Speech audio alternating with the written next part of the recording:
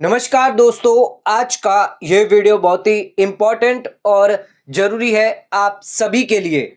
आज के इस वीडियो का टॉपिक है, अब इतनी पेंशन इनकम तक नहीं भरना होगा इनकम टैक्स रिटर्न। अब आपकी होने वाली है टैक्स फ्री पेंशन, ना ही कोई टीडीएस डिडक्ट किया जाएगा, ना ही आपको आईटीआर फाइल करने की कोई भी ज़रूरत होगी। दोस्तों, अगर आप एक पेंशनर है, चाहे सरकारी पेंशनर हो, निजी पेंशनर हो, आपकी उम्र 60 वर्ष से ज्यादा है, 70 वर्ष से ज्यादा है, 75 वर्ष से ज्यादा है, या अगर आप 80 वर्ष से ज्यादा है, पेंशन आपको मिलती है, तो ध्यान रखिएगा इनकम टैक्स एक्ट के अंदर पेंशनर वालों को जिनकी पेंशन इनकम होती है उनको भारी छूट दी जाती है। आपको टैक्स भरने की जरूरत नहीं है, आपका टीडीएस भी डिडक्ट नहीं होगा और ना ही आपको आईटीआर फाइल करने की जरूरत होगी। हम ऐसा क्यों कह रहे हैं, ध्यान रखिएगा। यहां पर फाइनेंशियल ईयर 24-25 यानी कि आपका असेसमेंट ईयर 25-26 में अगर आप आईटीआर फाइल कर रहे हैं तो हम दो पॉइंट पे डिस्कस करने वाले हैं। पहला पॉइंट आपकी यहां पर होने वाली है टैक्स फ्री पेंशन, यानी जो भी पेंशन आपको मिल रही है वो आपकी टैक्स फ्री होगी, उस पर कोई भी टैक्स नहीं लगेगा। साथ में आपको कोई भी टीडीएस नहीं लगेगा और आपको आईटीआर से भी एग्जम्पशन यहां पर मिल जाता है।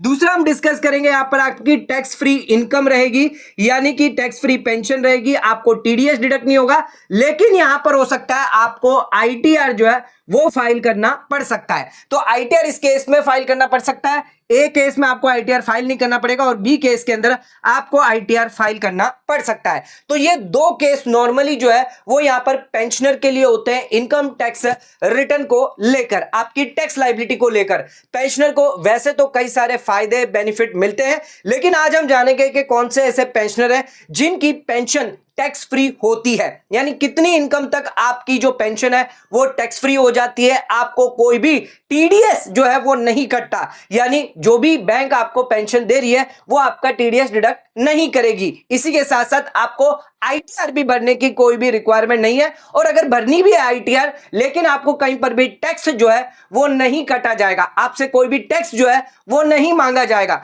तो क्या होगी आपके लिए लिमिट, सभी पेंशनरों के लिए आज के इस वीडियो में हम डिस्कस करने वाले हैं। तो वीडियो बहुत ही इंपॉर्टेंट है, तो वीडियो को एंड तक जरूर देखें। चैनल पर नए तो सब्सक्राइब करें और बेल आइकन पर नोटिफिकेशन पे क्लिक करें ताकि आपको आने वाले सभी नोटिफिकेशन रिगार्डिंग हमारे वीडियोस रेगुलरली मिलते रहें। आइए स्टार्ट करते अपना आज के वीडियो को बिना किसी देरी के।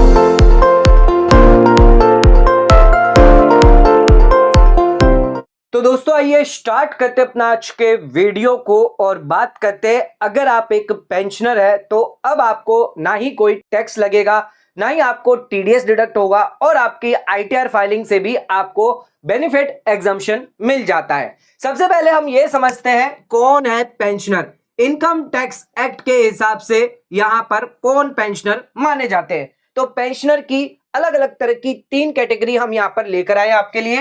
तो तीन कैटेगरी में यहां पर डिवाइड करेंगे पेंशनर को।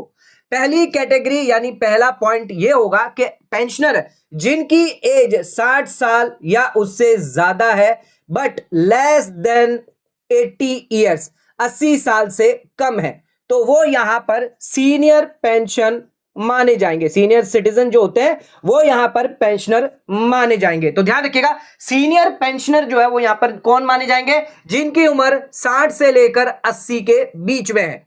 यानी कभी भी अगर आपकी एज जो है वो क्रॉस हो जाती है 60 साल से ज्यादा at any time during the financial year, यानी अप्रैल से लेकर मार्च में कभी भी अगर आपकी डेट ऑफ बर्थ यानी बर्थ डेट आ जाता है और 60 साल के आप हो जाते हैं, तो उस केस में आप सीनियर पेंशनर जो है वो माने जाएंगे। तो ध्यान रखिएगा, 60 से ज्यादा और 80 से कम है तो सीनियर पेंशन आप कहलाए जाएंगे। दूसरी हमारी कैटेगरी है, अगर आप 75 साल से ज्यादा है, 75 साल से अगर आप ज्यादा है तो उस केस में 75 ईयर्स और मोर देन 75 ईयर्स, और अगर आप रेसिडेंट है तो ध्यान रखिएगा यहां पर भी जो भी सीनियर पेंशनर होगा वो रेसिडेंट होगा, तो उसके लिए जो भी स्लैब्स होगी वो एप्लीकेबल होगी।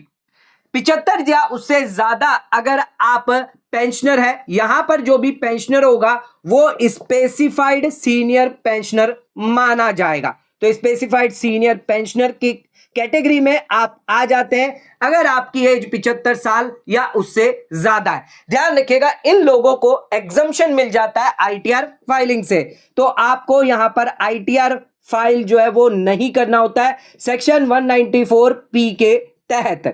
इसकी जो कंडीशंस है वो आगे हम डिस्कस करेंगे। अभी ध्यान रख लीजिएगा, 75 साल उससे ज्यादा आपको आईटीआर फाइल नहीं करना होता है और यहां पर आप स्पेसिफाइड सीनियर पेंशनर माने जाएंगे। इसके अलावा तीसरी जो हमारी कैटेगरी है 80 इयर्स और मोर, तो अगर आप 80 साल या उससे ज्यादा है तो उस केस में यहां पर आप वेरी या फिर अगर आप सुपर कहें सुपर सीनियर पेंशनर जो है वो यहां पर कैटेगरी में आप आ जाते हैं। तो वेरी या सुपर सीनियर पेंशनर जो है वो यहां पर आप माने जाएंगे 80 साल या उससे ज्यादा की अगर आपकी एज हुई तो अगर आपकी 60 से 80 है तो सीनियर पेंशनर हो गए, 80 से ज्यादा है तो वेरी पेंशनर हो गए और 75 से ज्यादा है तो आप स्पेसिफाइड सीनियर पेंशनर कहलाए जाएंगे। ध्यान रखिएगा, अगर आपकी 75 साल से क्रॉस होकर 80 साल तक की एज आ जाती है तो ये 80 वाले भी यहां पर स्पेसिफाइड सीनियर पेंशनर माने जाएंगे, यानी इन्हें हम कहेंगे स्पेसिफाइड वेरी या फिर सुपर सीनियर पेंशनर। तो ध्यान रखिएगा, अगर ये 80 तक आप आ जाते हैं और आपकी जो कंडीशन यहां पर 75 साल या उससे ज्यादा की अगर मैच हो जाती है, इसमें कंडीशन दी गई है आपकी सिर्फ पेंशन इनकम होनी चाहिए, आपकी सिर्फ ब्याज की इंटरेस्ट की इनकम होनी चाहिए जो एक ही बैंक के अंदर आनी चाहिए, जो स्पेसिफाइड बैंक है उसमें आनी चाहिए। अगर ये कंडीशन आप 80 साल या उससे ज्यादा में भी कंप्लीट कर लेते हैं तो उस केस में आप specified very super senior pensioner कहलाए जाएंगे। आपको यहां पर बेनिफिट मिल जाएगा, एग्जम्पशन मिल जाएगा आईटीआर फाइलिंग से। तो 80 वालों को कब मिलेगा? जब ये specified very super senior citizen माने जाएंगे, पेंशनर माने जाएंगे और उन्होंने ये कंडीशन अगर कंप्लाई कर दी, उनकी सिर्फ पेंशन इनकम है, ब्याज की इनकम है जो एक ही बैंक से हो रही है, तो इनको भी यहां पर फायदा मिल जाएगा, एग्जम्पशन मिल जाएगा इनकम टैक्स रिटर्न फाइलिंग का, यानी इन्हें इनकम टैक्स रिटर्न फाइल करना नहीं होगा। तो ध्यान रखिएगा, ये 3 कैटेगरी यहां पर दी गई है इनकम टैक्स एक्ट के अंदर, पेंशनर यहां पर कहलाए जाएंगे। सेकंड पॉइंट पे तो हमें यह भी जानना जरूरी है कि कौन सी आईटीआर जो है वो आपके लिए एप्लीकेबल है। तो आईटीआर फॉर्म कौन सा एप्लीकेबल होगा? असेसमेंट ईयर 2025-26 यानी कि आपका फाइनेंशियल ईयर होगा 2024-25 की अगर आप आईटीआर फाइल करते हैं तो आईटीआर फॉर्म जानना आपके लिए जरूरी है। अगर आप एक पेंशनर है, आईटीआर भरते हैं तो कौन सा आईटीआर फॉर्म आप पर लागू होगा? ध्यान रखिएगा, यहां पर 4 आईटीआर फॉर्म दिए गए हैं पेंशनर के लिए। आईटीआर 1 फॉर्म, आईटीआर 2 फॉर्म और आपका आईटीआर 3 रहेगा और इसी के साथ साथ आपका सुगम आईटीआर 4 फॉर्म यहां पर होता है। ये 4 आईटीआर फॉर्म जो है वो आप पर एप्लीकेबल होते हैं, डिपेंड करता है आपकी इनकम में क्या क्या यहां पर सोर्सेस हैं। सबसे पहले बात करते हैं, अगर आपकी पेंशन इनकम है तो उस केस में आप सभी आईटीआर फॉर्म जो है वो फाइल कर सकते हैं। अगर आपकी पेंशन इनकम है तो आईटीआर 1, आईटीआर 2, आईटीआर 3 या आप आईटीआर चाहें तो 4 भी फाइल कर सकते हैं। लेकिन ध्यान रखिएगा, आईटीआर 2, आईटीआर 3 सबसे ज्यादा लेंथी फॉर्म होता है, तो सिर्फ पेंशन इनकम है तो आप आईटीआर 2, आईटीआर 3 जो है वो ना फाइल करें। आप यहां पर आईटीआर 1 जो है वो ऑप्ट कर सकते हैं अगर आपकी सिर्फ पेंशन इनकम है या फिर आपकी इंटरेस्ट इनकम हो गई, इनकम फ्रॉम अदर सोर्सेस से।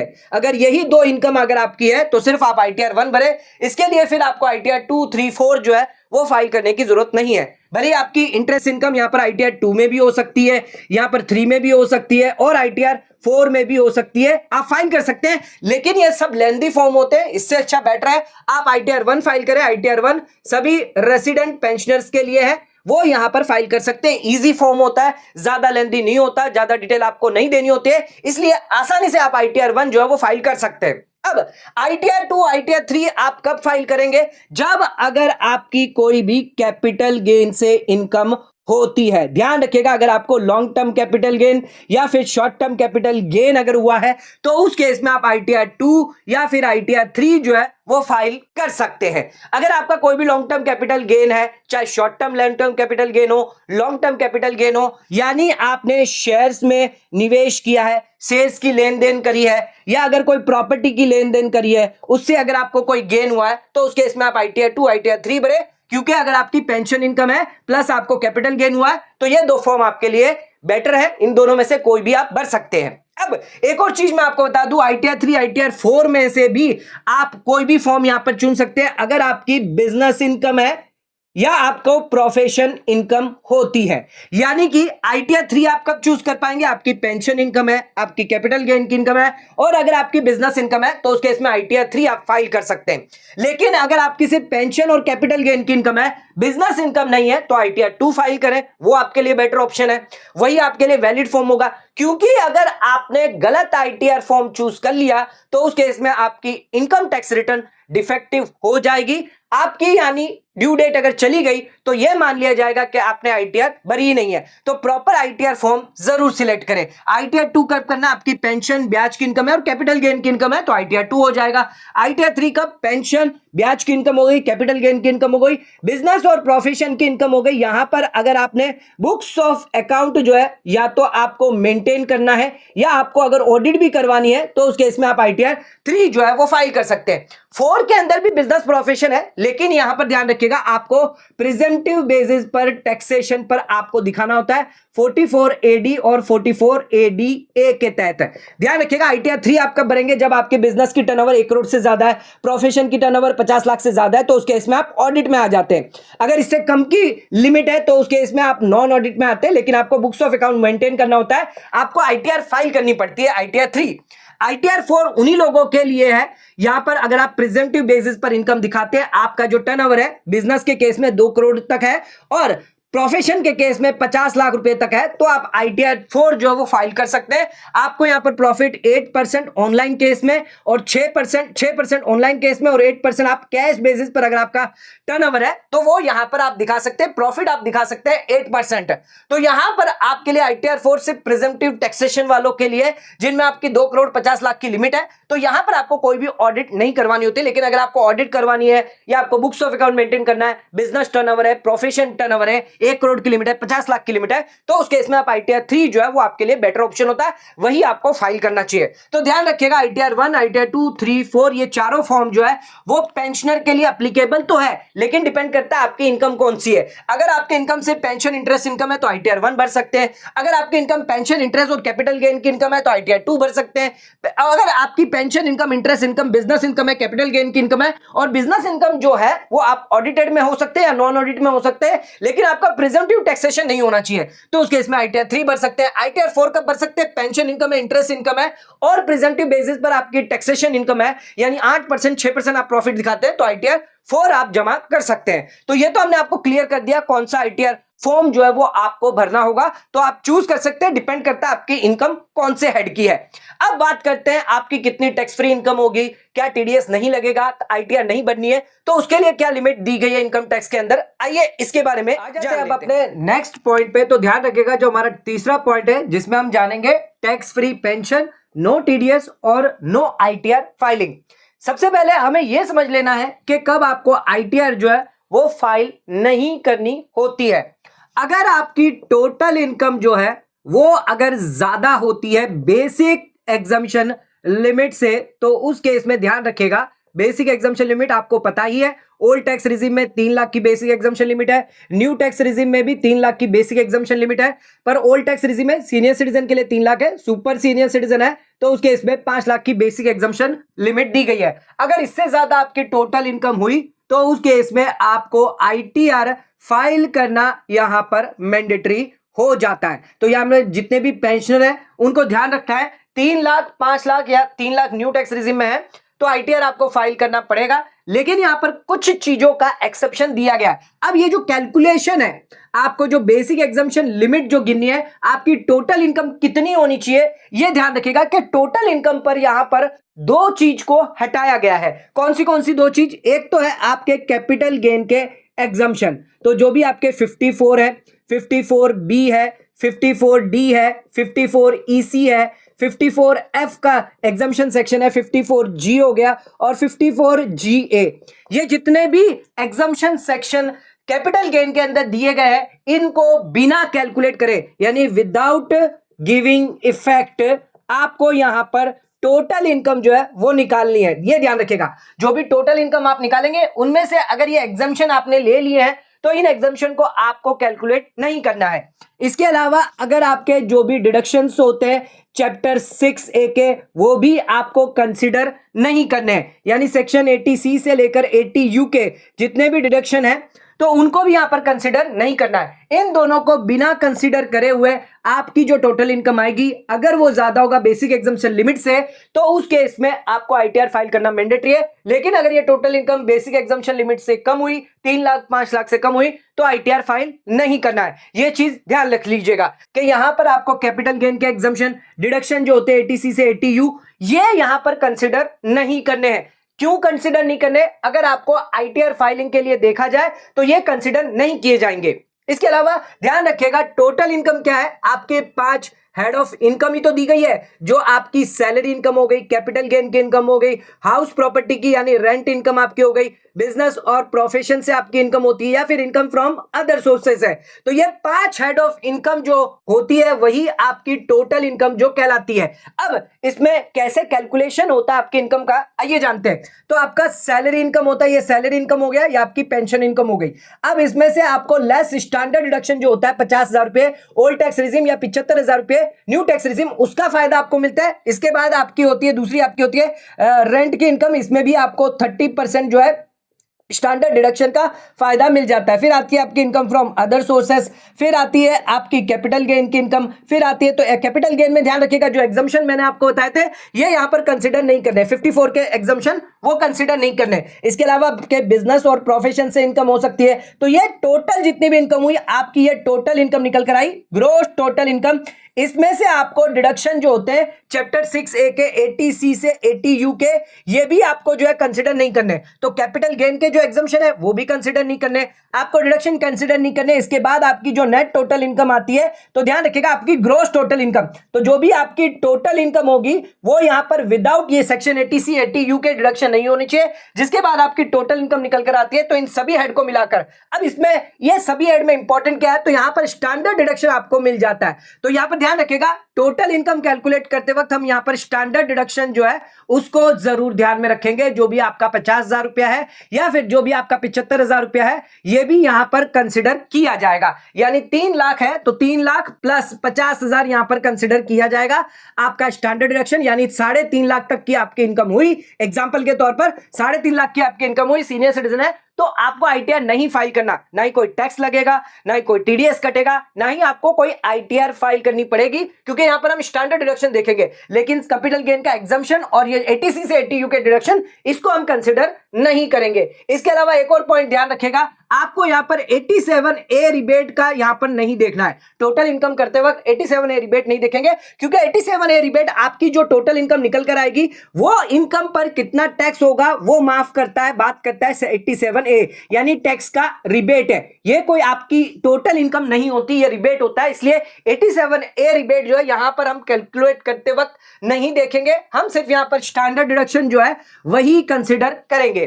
तो जो हमारी इनकम होगी यानी पेंशन इनकम होगी, प्लस हमारी यहां पर पेंशन इनकम हो गई, प्लस आपका जो स्टैंडर्ड डिडक्शन है उसी को देखेंगे कि अगर ये इनकम जो है पेंशन इनकम हो गई या कोई और इनकम आपकी है, जैसे ब्याज की इनकम है, इंटरेस्ट इनकम है, जो भी आपकी इनकम है, तो इनको इनकम को और स्टैंडर्ड डिडक्शन को कैलकुलेट करके देखेंगे। ये आपकी टोटल इनकम हम कंसिडर करेंगे। और ये अगर आपकी बेसिक एग्जाम्पशन लिमिट से ज्यादा हुई तो अब आईटीआर फाइल करना है, नहीं हुई तो आईटीआर फाइल नहीं करना। आइए अब मैं आपको बता देता हूं कितनी टैक्स फ्री, कितना टीडीएस आपका नहीं कटेगा, और आईटीआर कब आपको फाइल करनी होगी, कब नहीं फाइल करनी होगी। इसके लिए हमने ये कैलकुलेशन तो समझ लिया, अब लिमिट क्या क्या है आइए ये भी देख लेते हैं। कितनी आपकी टैक्स फ्री पेंशन होगी, टीडीएस नहीं कटेगा और आईटीआर फाइल नहीं करनी है। और दूसरा केस है वहां पर आपको आईटीआर फाइल करनी पड़ेगी लेकिन टैक्स फ्री पेंशन होगी, कोई टीडीएस वहां पर भी नहीं कटेगा। सबसे पहले बात करते हैं ओल्ड टैक्स रिजिम, फिर हम बात करेंगे न्यू टैक्स रिजिम के बारे में। ओल्ड टैक्स रिजिम, अगर आप 60 से प्लस है और आप सीनियर पेंशनर है तो उस केस में आपके लिए क्या लिमिट होगी, तो 3 लाख आपकी बेसिक एग्जम्पशन होती है, प्लस 50,000 आपका स्टैंडर्ड डिडक्शन आपको मिल जाता है।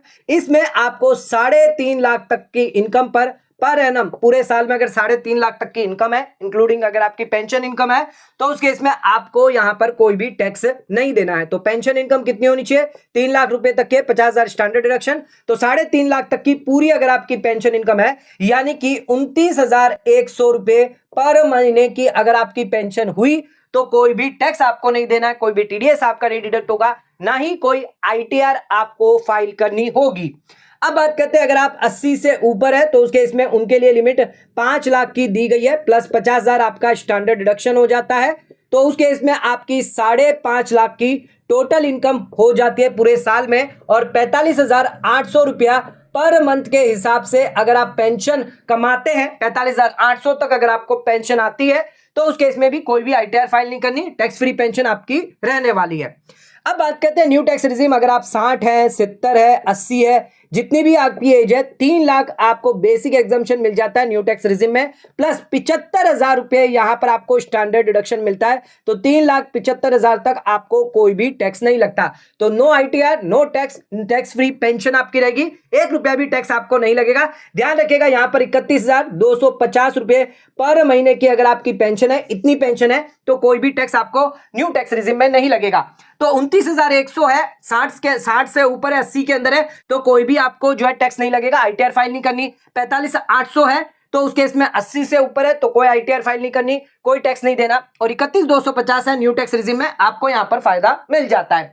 अब बात करते हैं, यहां पर आपको आईटीआर फाइल करनी पड़ सकती है, लेकिन ये जो लिमिट है ये आपकी बढ़ जाएगी। कितनी लिमिट बढ़ेगी? आपकी टैक्स फ्री पेंशन होगी और टीडीएस आपका नहीं डिडक्ट होगा। सबसे पहले बात करते हैं ओल्ड टैक्स रिजीम, और इसमें भी बात करेंगे फिर न्यू टैक्स रिजीम। 60 से ऊपर है, 80 से कम है, तो ध्यान रखिएगा बेसिक एग्जम्पशन लिमिट आपकी 3 लाख है, 50,000 आपको यहां पर स्टैंडर्ड डिडक्शन मिल जाता है। एक और चीज यहां पर आप कैलकुलेट कर सकते हैं, 87A रिबेट, जहां पर आपको 2 लाख रुपए तक का फायदा मिलता है, 2 लाख रुपए तक की इनकम पर, यानी आपको यहां पर 10,000 का जो टैक्स है वो माफ हो जाता है, आपको कोई टैक्स नहीं लगता। लेकिन आईटीआर यहां पर आपको फाइल करनी पड़ेगी। आपकी टोटल इनकम 5,50,000 निकल कर आती है, इसमें आपकी जो पेंशन है कुल 45,800 की पेंशन तक पर मंथ अगर होगी, तो उस केस में आपको कोई भी यहां पर टैक्स नहीं देना है। तो ध्यान रखिएगा, 29,100 से लेकर अगर आप 45,800 तक है, तो उस केस में आपको आईटीआर फाइल करनी पड़ेगी। 29,000 से कम है तो आईटीआर भी आपको फाइल करने की जरूरत नहीं है। 80 प्लस की बात करें तो उन लोगों के लिए भी सेम 5,50,000 है। 80 के ऊपर अगर है तो 87 रिबेट नहीं मिलता, क्योंकि 5 लाख तक की इनकम पर आपको दिया जाता है।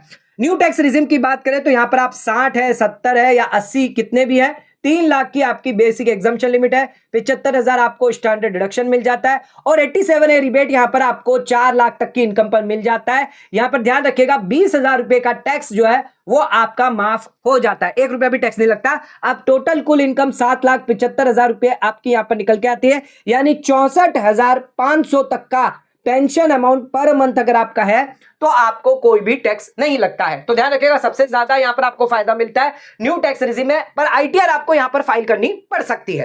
अब इन सबके अलावा भी अगर ध्यान रखिएगा, आपको यहां पर अगर section old tax regime opt करते हैं, सेक्शन 80C में 1.5 लाख रुपए अगर आप एग्जम्पशन ले रहे हैं, सेक्शन 80D के अंदर अगर आप 50,000 का बेनिफिट ले रहे हैं, और सेक्शन 80 टीटीबी के अंदर भी आपको 50,000 का अगर बेनिफिट ले रहे हैं, तो कुल बेनिफिट आपका 2.5 लाख का हो जाता है। ये ओल्ड टैक्स रिजीम को मिलता है। तो ये 2.5 लाख का बेनिफिट प्लस 5,50,000, तो 2.5 लाख और यहां पर ऐड कर देते हैं, तो कुल आपकी 8 लाख तक की इनकम पर आपको कोई भी टैक्स नहीं देना होता है। ना टैक्स देना होता है, ना आपका टीडीएस डिडक्ट होगा, आईटीआर फाइल करनी आपको पड़ेगी। लेकिन 8 लाख रुपए तक की इनकम, आपकी पेंशन जो इनकम होगी, पेंशन इनकम, ब्याज इनकम जो है वो पूरी की पूरी यहां पर माफ हो जाती है। तो 8 लाख तक यहां पर आपको फायदा मिलता है अगर आप ये कुछ डिडक्शन जो है वो ओल्ड टैक्स रिजीम के ले लेते हैं। तो ध्यान रखिएगा, ओल्ड टैक्स रिजीम में अगर कुछ डिडक्शन लेंगे तो 8 लाख तक की इनकम आपको यहां पर बेनिफिट मिल जाता है। अपने अगले पॉइंट पे, तो इनकम टैक्स स्लैब क्या दी गई है पेंशनर के लिए, आइए जानते हैं ओल्ड टैक्स रिजीम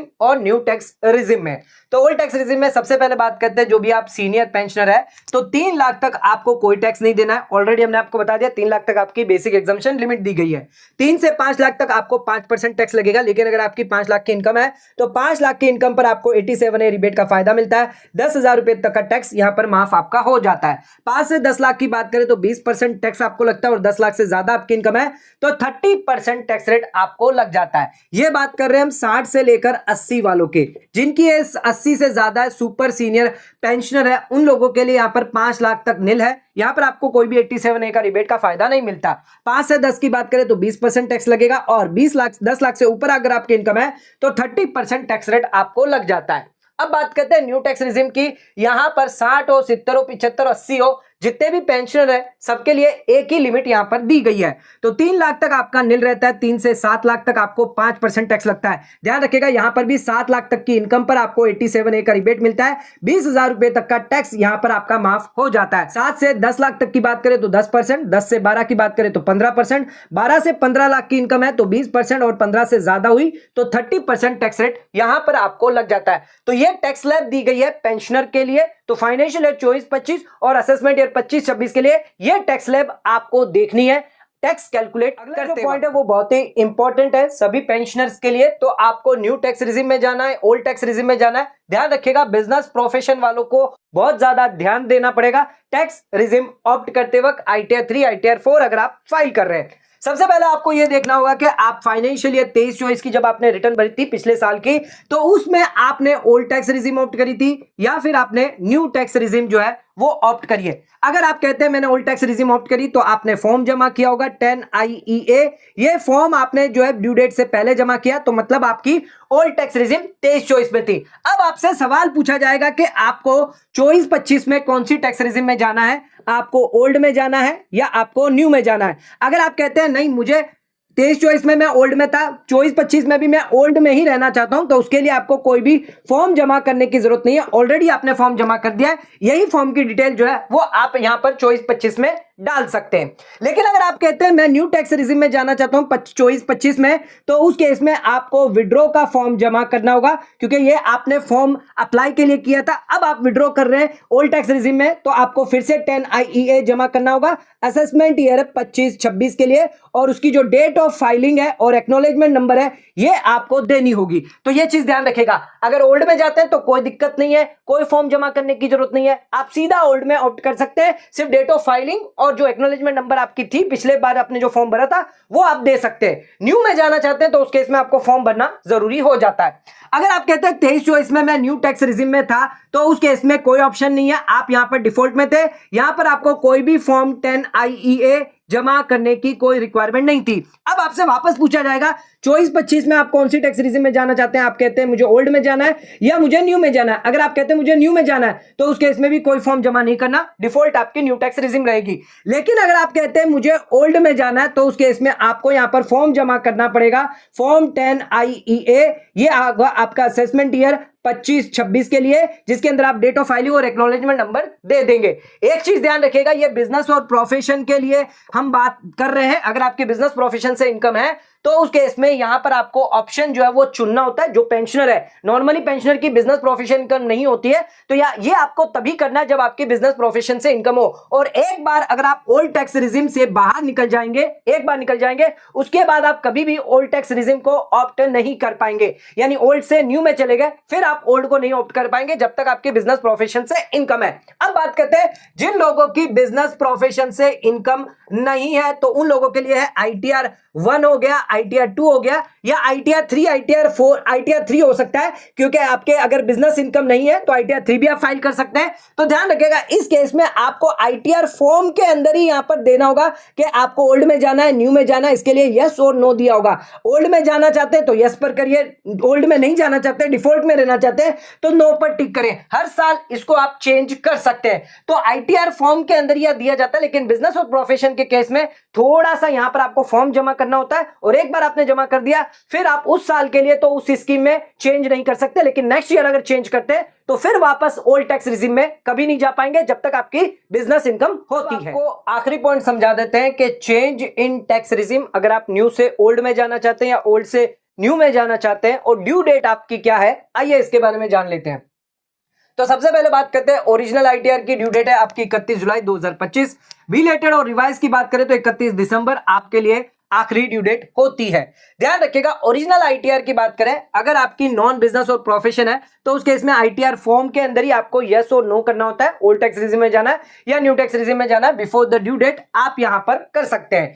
अगर आपकी बिजनेस प्रोफेशन से इनकम है तो उस केस में आपको फॉर्म 10IEA जमा करना होता है ओल्ड टैक्स रिजिम में जाने के लिए बिफोर द ड्यू डेट। तो बिफोर द ड्यू डेट यानी 31 जुलाई से पहले पहले ये करना होता है। लेकिन अगर आपने belated income tax return file करी है तो बिजनेस प्रोफेशन हो, नॉन बिजनेस प्रोफेशन हो, यानी बिजनेस इनकम हो या नहीं हो, बिलेटेड केस में आप ओल्ड टैक्स रिजिम में नहीं जा पाएंगे। ध्यान रखिएगा अलाउड नहीं होगा, सिर्फ आपको डिफॉल्ट टैक्स रिजिम जो आपकी होगी न्यू टैक्स रिजिम वही आप ऑप्ट कर पाएंगे। यानी 1 अगस्त 2025 से आप सिर्फ न्यू टैक्स रिजिम में जाएंगे। भले ही आपने कितने इन्वेस्टमेंट करके रखो, डिडक्शन लेके रखे हो, वो सभी आपके वेस्ट हो जाएंगे। इसके साथ साथ आपको लेट फीस भी लगेगी अप टू 3 लाख तक जीरो। 3 से 5 लाख तक की इनकम होगी तो 1 लाख, और 5 लाख से ज्यादा इनकम हुई तो 5,000 की लेट फीस आपको लग सकती है।